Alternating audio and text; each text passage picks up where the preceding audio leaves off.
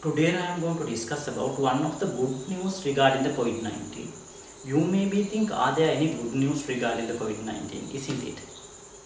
We'll see. When the COVID-19 was discovered from Wuhan, China, the patient with bronchial asthma and other respiratory diseases are much more worried. Why? They thought the incidence of mortality and morbidity will be high among them. In the past history also we have several episodes of coronavirus infection, not this corona COVID-19, the other coronavirus. With that also, the incidence of morbidity and mortality was high among the patient with bronchial asthma. Because of that, this time also they are much more worried about that. Not only them, I also worried because my mother also having bronchial asthma. But fortunately up to now, it is not like that. You know the global incidence of bronchial asthma? When coming to global population, the incidence of bronchial asthma is roughly about 4.4%. That means if I take 100 people from the community, 4.4% of them must have bronchial asthma. They have investigated among the COVID-19 community as well. They have investigated from 2019 December to 2020 July COVID-19 community. The incidence of bronchial asthma among that community is roughly about 1.6%. It is roughly about 1.6%. That means having bronchial asthma is some kind of protective factors against the COVID-19. Or it may be due to underreporting of bronchial asthma patients.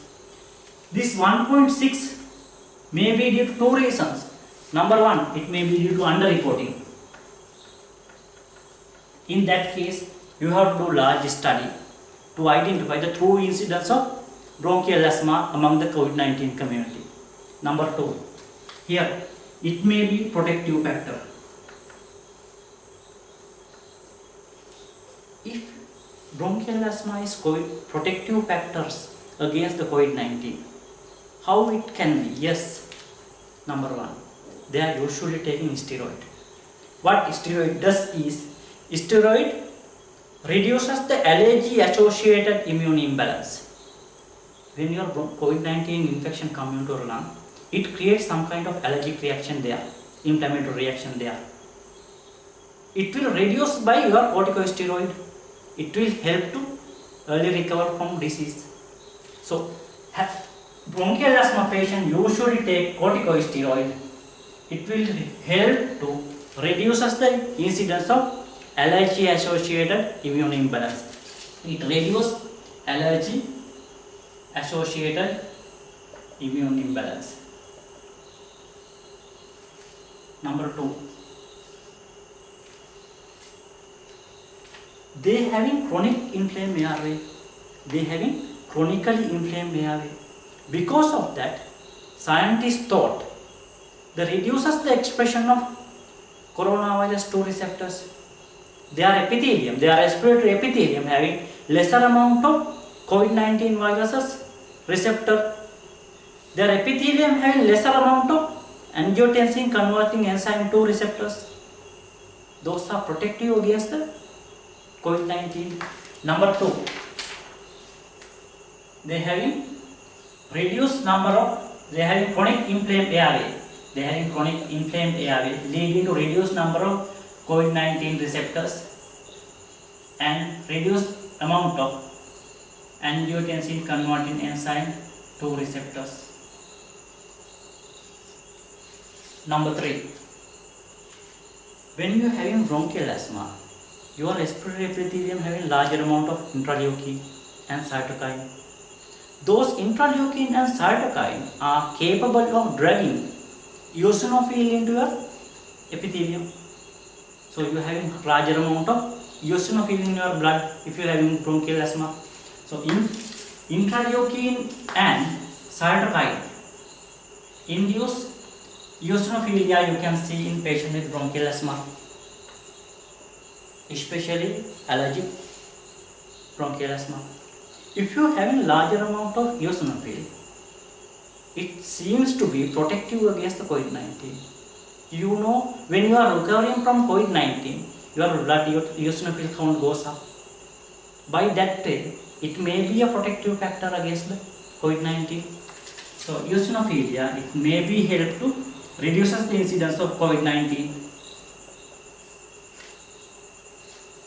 So, according to those theories, those are not proven yet. Number 1, steroid may be helpful. Number 2, chronic inflammation of the airway lead to reduce the expression of severe acute respiratory virus, coronavirus 2 receptors, or reduces the expression of angiotensin converting enzyme 2 receptors also help.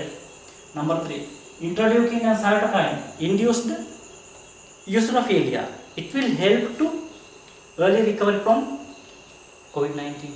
Those are maybe some causes. Up to now, they have not proven yet. It may be the reason for reduced incidence of COVID-19 among the bronchial asthma population.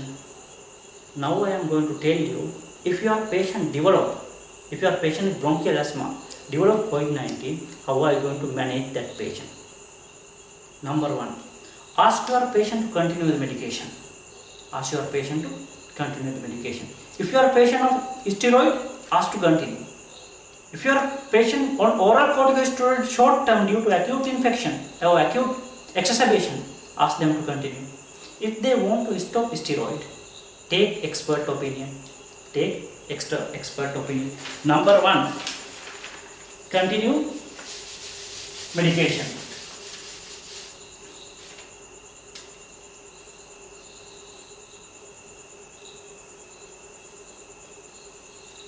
Number 2, give written advice card to your patient.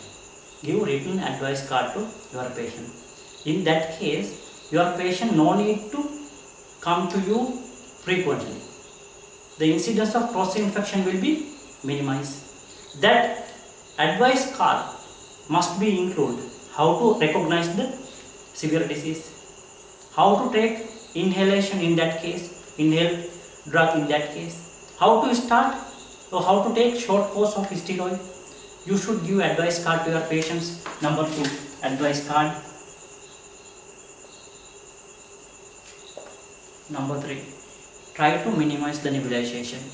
Try to minimize the nebulization. Why? Nebulization is one of the aerosol generation procedure. Cross infection can happen. Try with inhalation, inhaler first. If you fail with the inhaler, try with bag and mask and inhaler or closely fitted face mask and inhaler. If you fail, you can consider nebulization with the protective measures.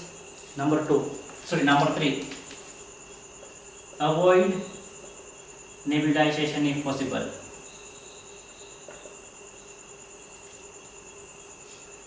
Number 4, usually when we found a patient with acute exacerbation of bronchial asthma, we want to assess the severity. For that, we are going to use peak expiratory flow meter. Peak expiratory flow meter.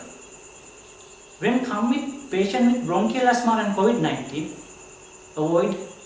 you have to avoid peak expiratory flow meter because it is an aerosol generating procedure. If you necessary to measure the peak expiratory flow rate, do it with the protective measures or PPE kit. PPE kit you have to wear. Number 4, avoid peak expiratory flow rate monitoring. Number 5, if your patient want aerosol generating procedure, either nebulization or intubation and ventilation or non-invasive ventilation, you have to wear protective measures.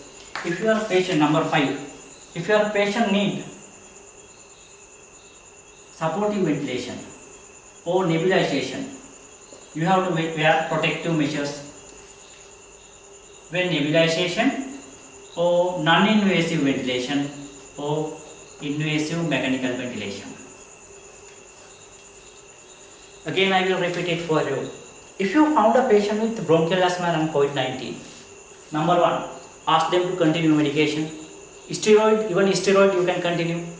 If you want to stop drug, if you want to stop, take expertise advice. Number 2,